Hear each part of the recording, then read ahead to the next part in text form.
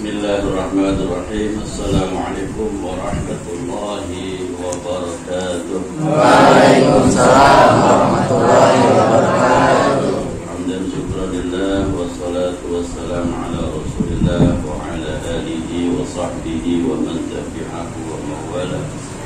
Asyhadu an la ilaha illallah wahdahu la syarika lah wa asyhadu anna sayyidana Muhammadan abduhu wa rasuluhu la nabiyya ba'dah. Allahumma salli wa sallim ala sayyidina Muhammadin miftahi babil rahmatillah adada ma fi ilmillah salata wa salaman daimaini bidawami mulkillah wa ala alihi wa sahbihi wa barik wa sallim. Rabbi israh li sadri wa yassir li amri wa hlul bil lisani yafqahu qawli. Allahumma inna nas'aluka al-futuh wal nur wal usul wa tawbatin nasuh wa salahul jasadi wal ruh. Amma ba'du, ma'asir al-hadirin wal hadirah rahimakumullah. Sama-sama kita hormati alhamdulillah orang tua kita Bapak Haji Ahmad Rosasi yang alhamdulillah pada malam hari ini dapat berkumpul kembali dengan kita. Semoga Allah berikan sehat wal afiat, umur fi ta'atillah, dan juga alhamdulillah yang sama-sama kita hormati Bapak Ketua RT 01 RW 07. Betul ya? Semoga selalu sehat walafiat dalam lindungan Allah Subhanahu wa ta'ala. Dan juga hadirin jamaah semua yang dirahmati Allah.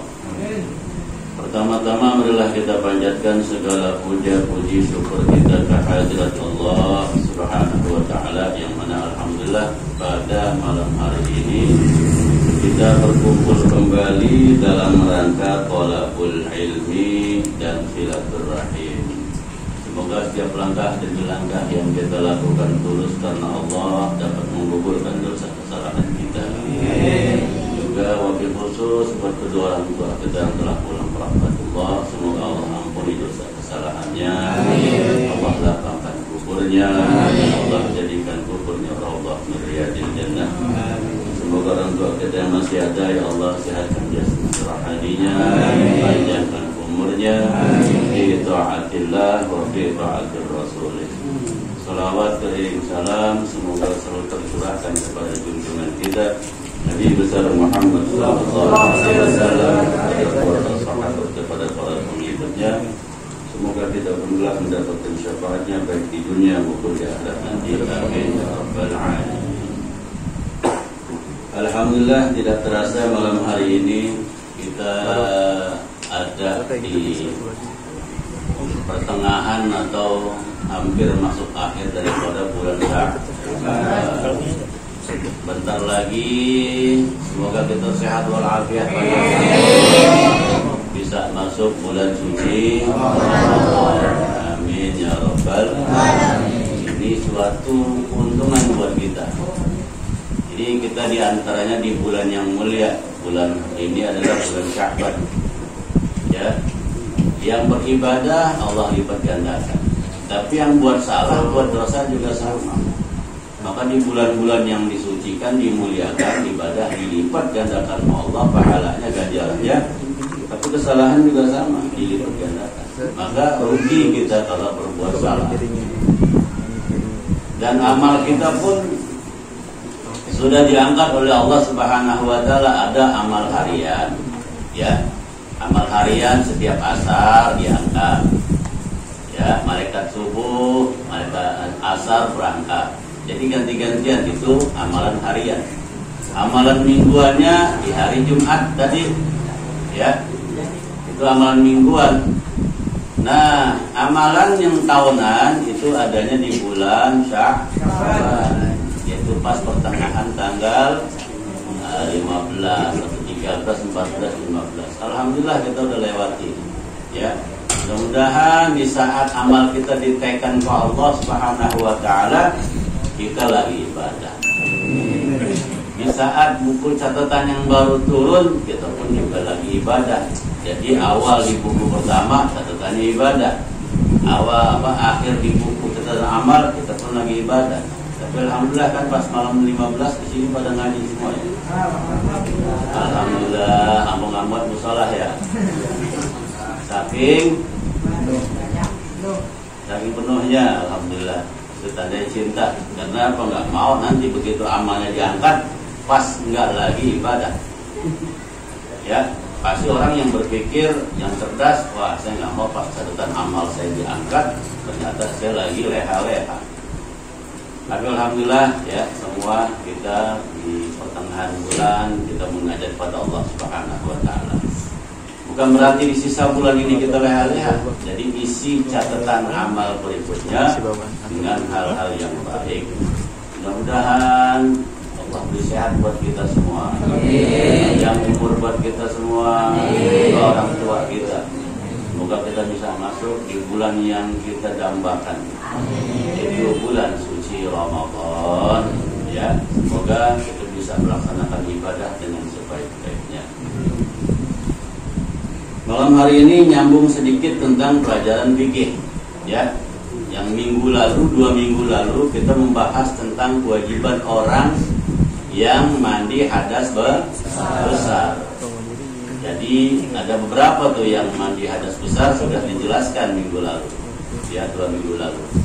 Nah sekarang ya adalah tentang fardunya. Fardu daripada mandi itu ada 2. Ya. Jadi furudul ghusli isnani. Wajib mandi itu ada 2. Jadi orang kalau mandi hadas besar ini dia wajib. Pertama apa? An-niyat. Niat. Karena innamal a'malu binniyat. Jadi amal itu tergantung dengan niatnya. Jangan ikut-ikutan orang, wah kita udah berbuat sama juga dengan niat. Jangan. Karena niat itu tempatnya di hati. Di hati. Hati siapapun itu pasti bisa ngomong. Nah, di situ tempatnya niat. Nah, kalau yang haid, maka dia niat mandinya, mandi haid, selesai haid. Kalau yang nifas, maka dia niat mandinya, mandi nifas. Ya, kalau yang haid mungkin udah pada tahu lah. Nawaitul ghusla li rafi hadasil haid. Ya, apa lagi? An jami'il badani fardun 'alayya lillahi. Itu kalau yang habis selesai haid. Haid paling cepat sehari semalam. Pertengahannya 7 hari 7. Paling lamanya 14 hari 14. Lewat dari itu masih ada lagi darah namanya istihadah. Dia wajib sholat. Harus dibedain tuh. Kalau udah lebih dari 14 hari dia tuh bukan darah haid, namanya istihadah. Maka dia wajib sholat, mandi dulu. Ya, mandi, berbersih, ngangkat hadas haid. Selanjutnya orang nifas. Orang nifas itu darah keluar setelah melahirkan. Begitu selesai, dia harus mandi hadas besar. Niat nawaitul ghusla li rafi hadasin nifas an jami'il badani fardun 'alayya lillahi. Saya nggak bisa, ya udah bahasa Indonesia. Aku niat mandi hadas besar nifas karena Allah. Saya nggak bisa itu yang bahasa tadi yang buat haid. Ya udah aku niat mandi hadas besar haid karena Allah. Nah yang laki nih, yang ngimpi main poli, namanya ihtilam. Begitu bangun, Masya Allah capek dia, basah semua. Emang bocor. Bocornya pas tengah-tengah doang. Nah, akhirnya dia mandi. Begitu dia mandi, niat. Namanya ihtilam. Nawaitul ghusla li rafi hadasil ihtilam fardun 'alayya lillahi. Enggak bisa, udah nawaitul ghusla li rafi hadasil janabat lillahi fardun 'alayya lillahi ta'ala. Enggak bisa juga, udah aku niat mandi hadas besar karena Allah Ta'ala. Agama mudah, tapi jangan dimudah-mudahkan.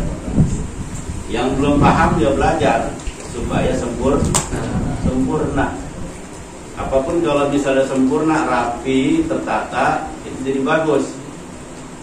Coba kita kalau dikasih nih yang laki nih, ada dikasih nanti jodoh, ada anak perempuan cakep, udah cakep, soleha.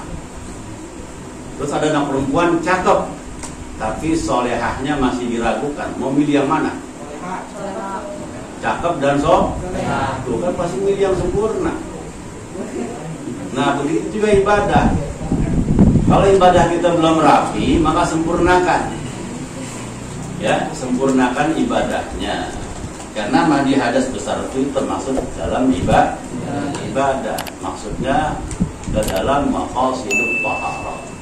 Tujuan-tujuan daripada bersuci. Nah yang pertama niat. Nah jadi niatnya masing-masing tuh ya, udah paham ya. Yang punya istri, ya niatnya mandi hadas besar. Yang ini yang apa? Yang ngimpi, dia juga niatnya mandi hadas besar. Yang head sebut headnya, yang nipas sebut nipasnya. Itu yang pertama. Ya. Yang kedua yaitu watamimul badani bil ma'. Yang kedua itu meratakan air ke seluruh tubuh. Ya. Dia mandi hadas besar, tapi badannya masih banyak minyak. Habis diurut, gitu kan? Habis diurut minyak masih belepetan di badan, dia mandi hadas besar, itu keganggu kulitnya dengan minyak. Maka itu air kehalang buat nyentuh kulit. Maka mandi hadas besar tidak sah. Tuh. Dia habis kena oli. Emang sebelum mandi hadas besar dia main oli dulu. Belepotan oli. Dia mandi, itu terhalang dengan oli itu air.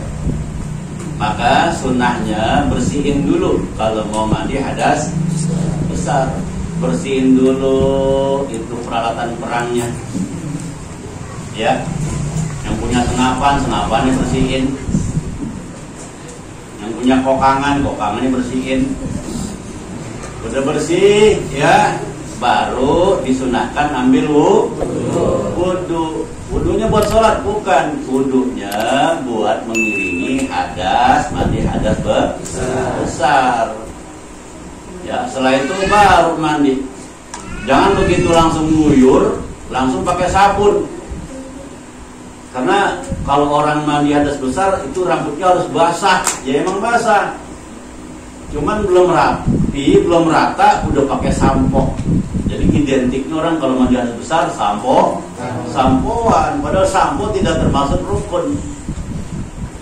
Ya, rukun mandi hadas besar dengan air yang suci mensucikan, bukan dengan sampo yang bersih.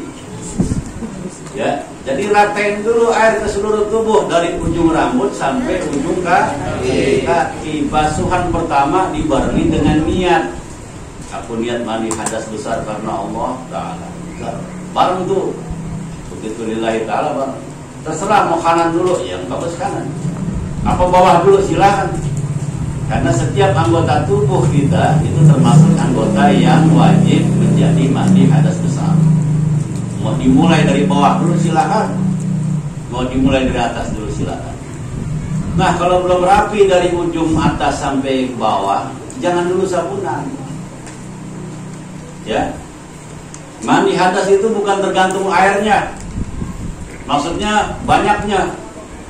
Ini mandi hadas sampai 1 toren habis. Kalah kebo. Ya. Itu 1 toren yang isi 500 liter, habis buat dia mandi hadas besar. La ilaha illallah. Itu mubazir.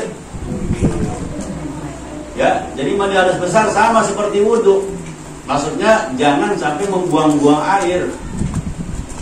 Udah biar berkali dibasuh, yang namanya kulitnya itu tetap hitam, nggak bakalan berubah jadi putih. Kali basuh air sama 10 kali kulitnya berubah jadi kuning putih, kagak. Yang penting air yang kita pakai sudah rata, ya, sudah kena ke bagian-bagian.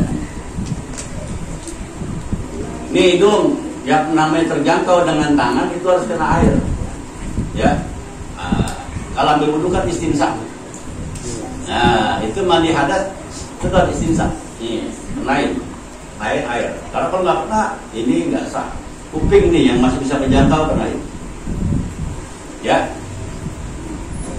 Itu pinggiran kaki itu, pinggiran kaki meja selip-selipan itu dikenain air. Kanan kiri itu harus kena air. Knalpot belakang itu harus kena air juga. Dan knalpot depan. Nah, knalpot depan itu ada belahannya enggak yang laki? Ada enggak? Itu harus kena air. Ini mah harus dijelasin ya.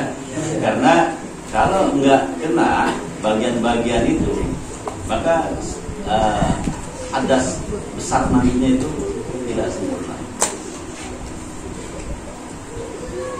Jadi betul-betul harus dirapiin, dikenain semua. Jangan asal mandi, jebol selesai. Enggak, mandi harus besar tuh khusus. Dirapiin dulu, ini rapiin sini, udah semua.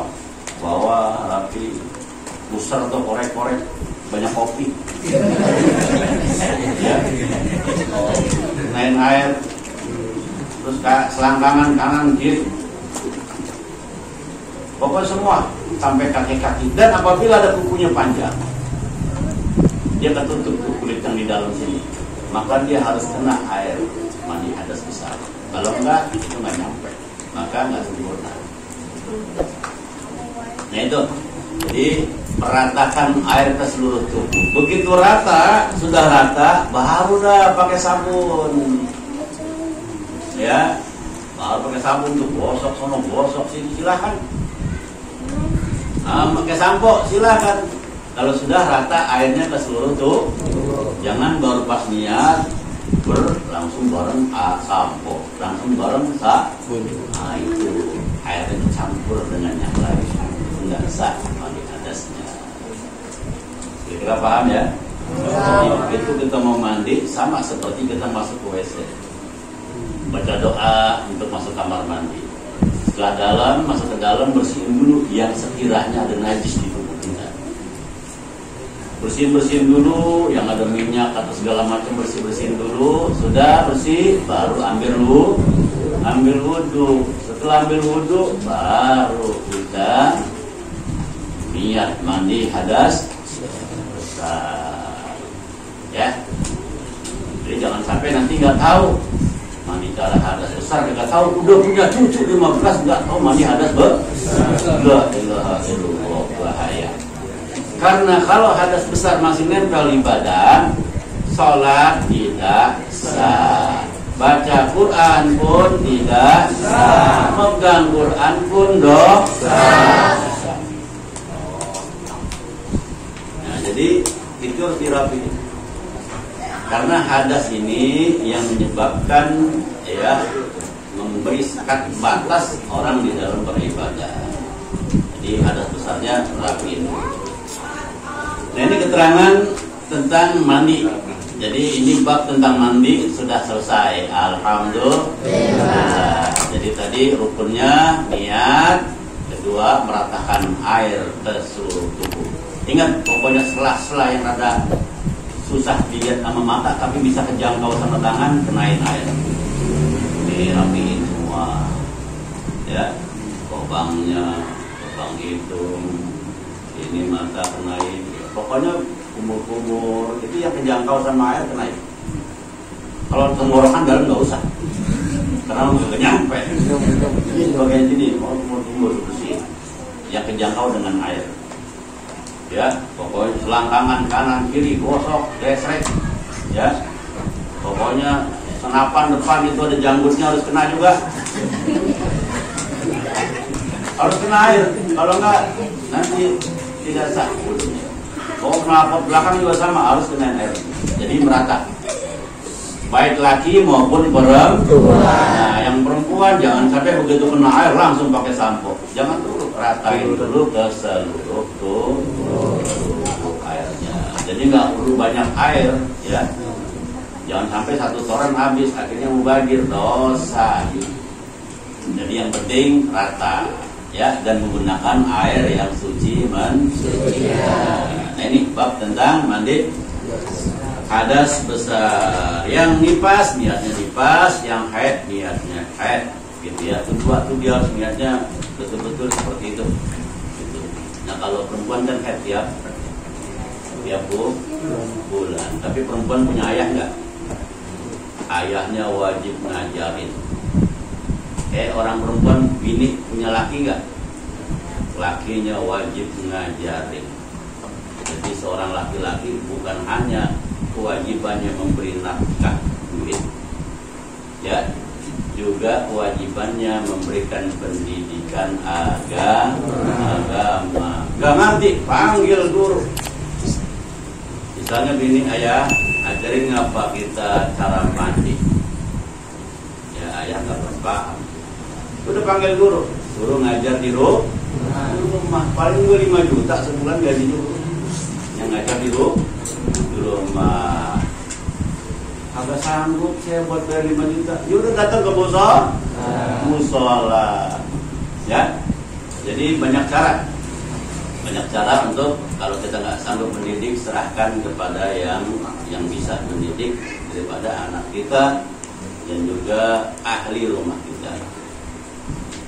Itu bab tentang mandi dan kewajiban, ya, fardul ghusli sudah dijelaskan. Insyaallah kita akan lanjutkan di setelah hari raya, ya. Berarti malam ini penutupan. Ingat ya, bukan berarti ngaji itu ditutup. Cuman mungkin banyak kegiatan yang lain. Kalau malam kayak gini kan kalau bulan Ramadan dipakai tarawih. Ya, jadi ada kegiatan yang lain. Bukan ngaji nggak boleh, malah pahalanya double. Kalau di bulan puasa orang bisa ngaji itu double pahalanya. Dan saya mau mengingatkan kepada hadirin jamaah sekalian ini semua. Kalau nanti buka puasa, ikutin jam yang ada di daerah kita. Jangan ngikutin jam yang ada di DKI.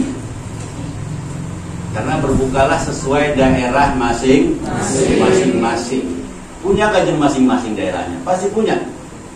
Dan jangan buka puasa pakai jam yang ada di Surabaya. Jadi jam 5 seperempat udah buka puasa. Nah, makanya ikutin jam yang masing-masing. Kita di sini Bogor sama DKI sama nggak? Nah, ingat, jangan pas ajan di TV langsung buka puasa. Ternyata seumpama selisihnya 3 menit, itu batal puasa kita. Batal. Apakah selama ini ngikutin TV? Ngikutin televisi selama ini? Ya salah. Itu kurang 2 menit aja itu batal kita. Jadi puasanya dari pagi subuh sampai mau buka, batalnya 2 menit lagi. Saya kan? Inilah gunanya ilmu. Maka ilmu itu menerangi jalan dari gelap ke tempat terang. Itu jangan mentang-mentang di TV aja. Kan untuk DKI dan sekitar, di sekitarnya sono, Jakarta Selatan, Timur, Utara, Barat, pusat tuh sekitar. Itu sampai mungkin Depok sebelah sono tuh masih dapat, gitu ya. Kita udah ngarah ke Bogor, ikutinlah jam Bogor. Nanti lihat, Masya Allah, selisihnya 5 menit. Berarti saya dari tahun yang lalu, apa tahun-tahun yang lalu itu ikutin jam yang ada di TV. Ya itulah. Nah sekarang dirubah, ya, dirubah. Lihat nanti, dan lihat kalau nanti dapat selebaran buka puasa, lihat itu khusus DKI atau khusus Bogor. Jangan main ambil tempel di musola, jebret. Harus lihat juga. Oh nggak tahu ini dapat dari kereta, dapatnya di kota, tempelnya di sini. Itu jam sana. Ya ini himbauan, jadi harus diperhatikan. Nah kalau kita misalnya tempel wilayah Bogor, nah itu pakai itu buka puasanya pakai wilayah Bogor. Ya, ini harus diperhatikan nih. Saya mau cepat, udah pakai yang Papua. Jam 3 sore udah azan. Ya nggak bisa, makanya di mana kita berpijak, di situ hukum dipakai. Ya. Begitu juga, makanya di kita ini ada imsakiyah. Ya. Imsak itu bukan berarti udah nggak boleh makan lagi, bukan nggak boleh minum. Maksudnya imsak itu lampu kuning, hati-hati dikit lagi mau azan subuh. Coba kalau nggak ada imsak, toto lagi pada azan, ini mulut masih penuh, ya makanan baru begitu azan, sewat nggak? Saya kesel, makanya dikendari di Indonesia ada imsakiyah. Itu kasih tahu 10 menit sebelum azan subuh.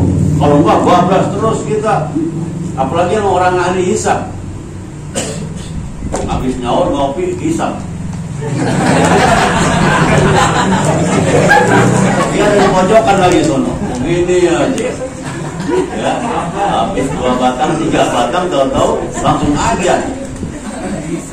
Kalau ada imsaknya, dia buru-buru buang, gosok gigi masih bisa, ya kan? Nah, itulah apiknya kita tuh di Indonesia, ada imsaknya. Imsak memang yang punya ya kita Indonesia nih yang pakai imsak ya. Alhamdulillah. Ya ingat ya, buka puasanya ngikutin jam yang ada di wilayah kita. Ternyata kita lebih dulu daripada Jakarta. Ya alhamdulillah. Kali bisa jam 4.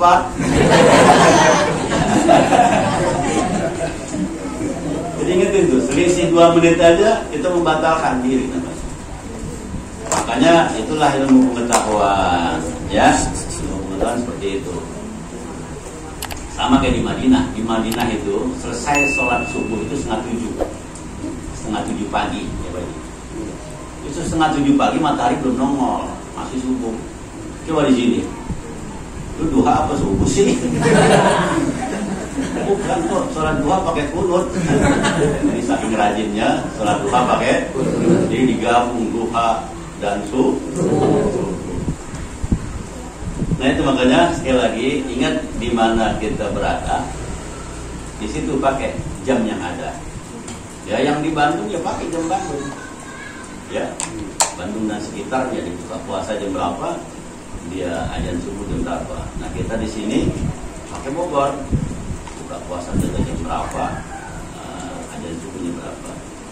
Nah nanti kalau yang ada tentang jam-jam jadwal sholat itu, lihat yang DKI atau Bogor. Yang Bogor silahkan tempel di sini. Nanti kalau yang DKI kesian kacau semua puasanya. Ya, takutnya kurang 2 menit kita udah buka puasa. Batal tetap itu karena keterbatasan pengetahuan. Ya, nah, yang lalu-lalu ya udah diampun sama Allah Ta'ala, diampuni. Cuman dosanya ngapa nggak mau nanya lu, gitu. Ngapa nggak mau ngaji? Gitu. Ngaji alhamdulillah. Gimana? Masih mau lanjut apa udah? Lanjut. Tapi kebuli udah dingin ya? Apa tuh? Nggak apa-apa. Ya kita ini masih pertengahan bulan Sya'ban, maksudnya masih masih berada di bulan Sya'ban. Dalam hadis Nabi SAW an Abi Hurairah radhiyallahu taala anhu, ya diriwayatkan dari Abi Hurairah. Qala Rasulullah sallallahu alaihi wasallam. Jadi sahabat Rasulullah Abi Hurairah meriwayatkan ini hadis. Dia bersabda Nabi kita Muhammad SAW, "Atani Jibril, telah datang kata Rasulullah malaikat Jibril kepadaku. Ya, min lailatin nisfi Sya'ban, pada malam pertengahan bulan Sya'ban. Ini malaikat Jibril datang ke Rasulullah, masih kabar ya Rasulullah, ini malam dibukakan pintu-pintu langit dan pintu rahmat. Faqumu, maka bangkitlah, bangun, fasalli, salatlah. Ya, angkat kepala dan 2 tangan mohon pada Allah. Maka fakultu, bertanya Rasulullah, ya Jibril, ma hadhil lailah, ini malam apa sih? Apa jawab malaikat Jibril, ya Rasulullah, hadhil lailah, ini malam yuftahu fiha, dibukakan pada malam ini 300 babin minar rahmat, 300 pintu rahmat wal maghfirah dan ampunan. Allah ngampunin semua hambanya, illa kecuali hamba ini mempunyai atau hamba ini berbuat sekutu kepada Allah, musyrik, maka Allah nggak ampunin. Menyekutukan Allah Subhanahu wa ta'ala, selama tidak menyekutukan Allah, Allah ampunin ini hamba. Tapi ada illa man kana, ada 9 golongan yang tidak diampuni oleh Allah. Selama dia belum bertobat, maka Allah belum ampuni. Siapa 9 golongan ini? Di bulan Sya'ban ini nggak diampuni. Pertama, sahiran, orang yang tukang main sihir. Ada nggak sih? Main sihir ada nggak? Tukang sihirnya ada kali ya? Itu nggak diampuni oleh Allah Subhanahu wa ta'ala selama dia belum bertobat. Yang kedua, kahinan, dukun. Jok, tobat jok.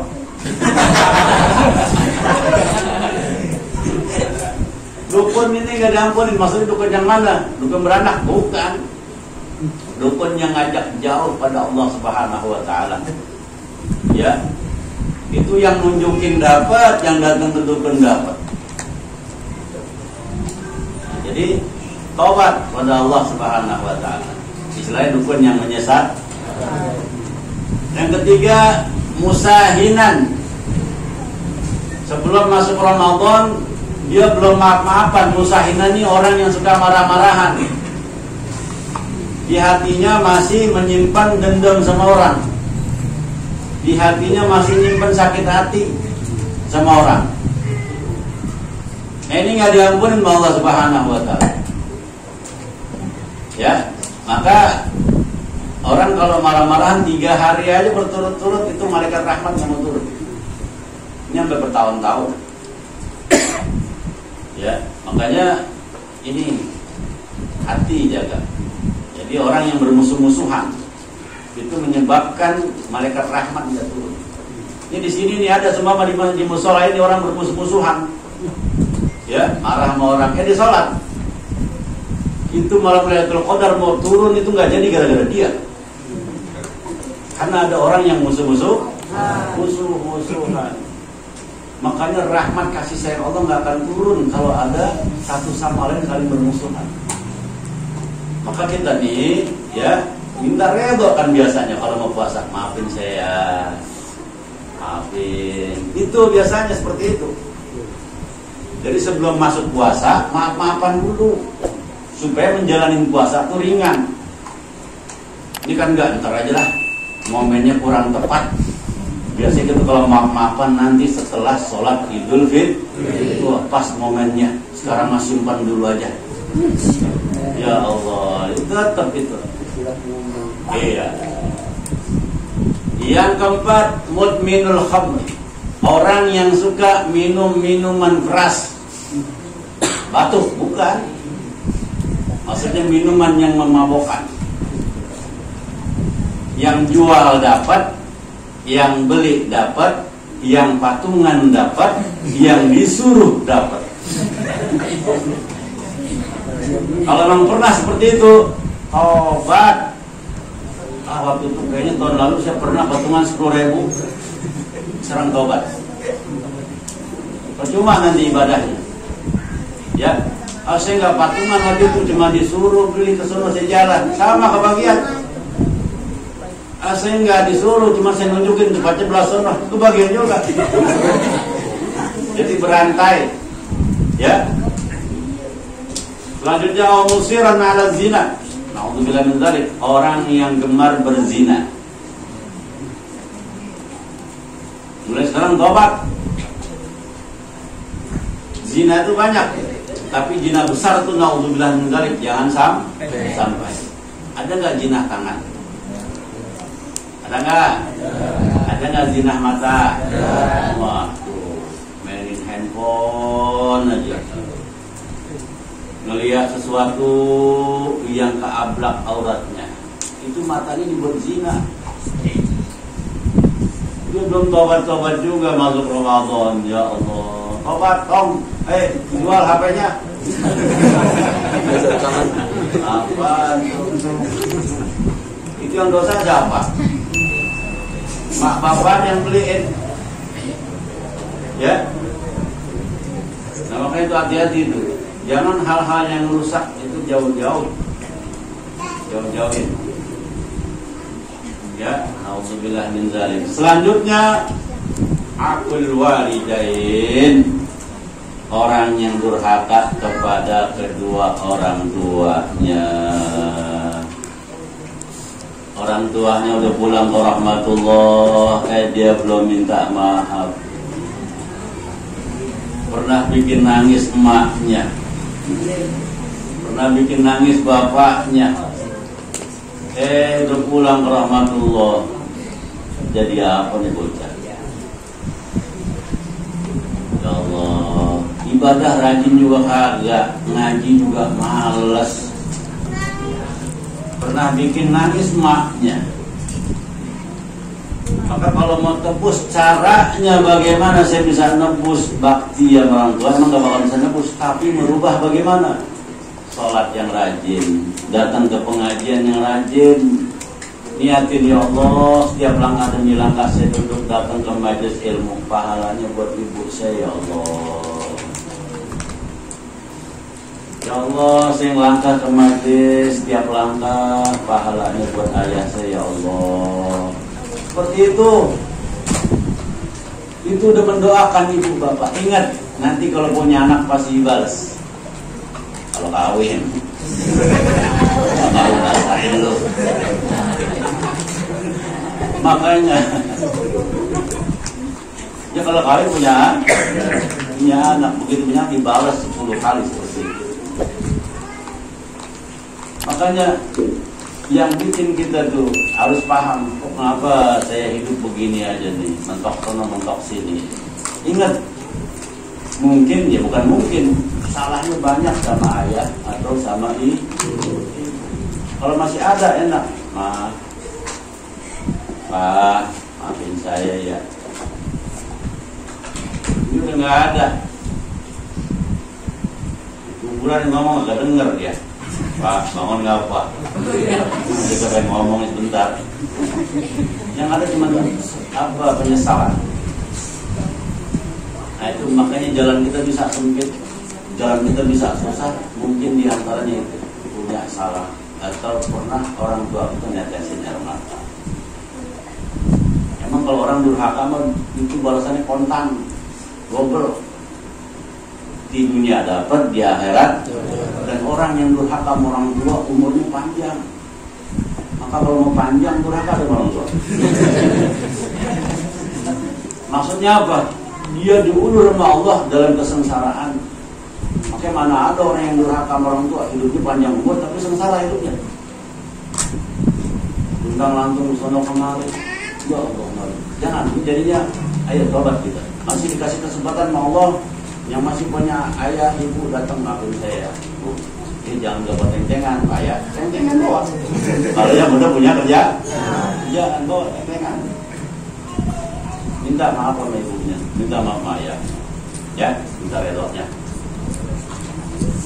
Selanjutnya kayaknya jamnya udah jam 9.30. Jadi udah 9:30. Jadi ngedengerinnya udah rada lemes ya. Jadi yang keberapa tadi itu?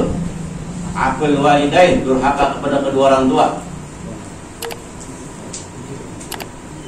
Yang selanjutnya adalah akalur riba. Orang yang gemar suka makan riba. Riba itu dosa paling kecilnya seorang laki-laki memperkosa ibu kandungnya. Paling kecilnya riba. Jangan bilang bukan dari gua sendiri. Jangan begitu, kesian. Nanti dikasih makan istrinya, dikasih makan anaknya. Jangan salahin nanti kalau anak sama istrinya udah benar hidupnya. Kita karena yang ngasih makan tidak baik. Jangan berpikiran ini kan gua nyari duit begini. Jangan itu. Mulai sekarang tinggalkan riba. Ya, halallahu al-bai'a wa harrama riba. Allah halalkan jual beli, tapi Allah haramkan riba. Mohon sadar mohon betul. Ya. Jangan dekat-dekat riba.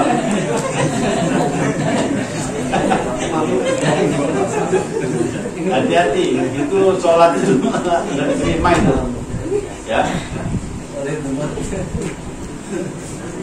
Udah cari yang halal, walaupun dapat seperak 2 perak, ya alhamdulillah.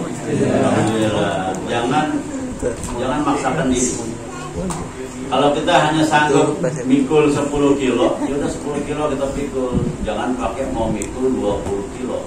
Jebol. Makanya Allah akan memberikan apa yang kita butuhkan, tapi belum tentu memberikan apa yang kita inginkan, karena yang kita inginkan banyak kan. Ya, jangan sampai. Sekarang main kawin, duit kagak ada, modal kagak ada, perempuannya minta kawin mulu. Akhirnya apa? Minjem pakai duit yang berbunga, nikah, raya, pesta besar-besaran. Itu pakai rizki. Mbak, naudzubillah min dzalik. Dah, babat ya. Babat. Nah, ini mungkin yang dapat saya sampaikan karena masih banyak lagi ini keterangannya, tapi lihat situasi udah jamnya udah hampir 9:30. Mudah-mudahan apa yang kita sampaikan, apa yang saya sampaikan dapat bermanfaat buat kita semua. Dapat kita pahami, semoga kita sehat walafiat.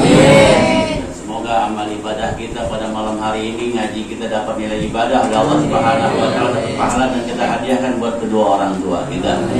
Semoga Allah ampuni dosa kesalahan kedua orang tua kita. Untuk orang tua kita yang telah pulang rahmatullah, ya Allah ampuni dosa kesalahannya ya Allah. Rawdah min riyadil jannah. Dan semoga kita menjadi anak-anak yang saleh dan salehah.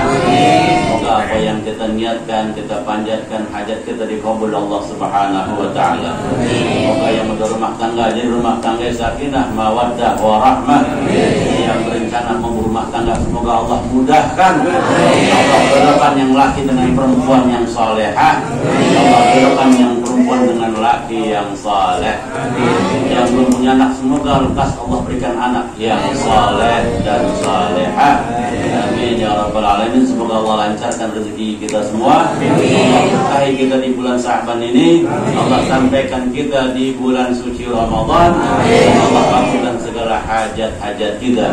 Hadis ini ya wa likulli niyatin salihah wa ila hadratin nabi bisiril Fatihah.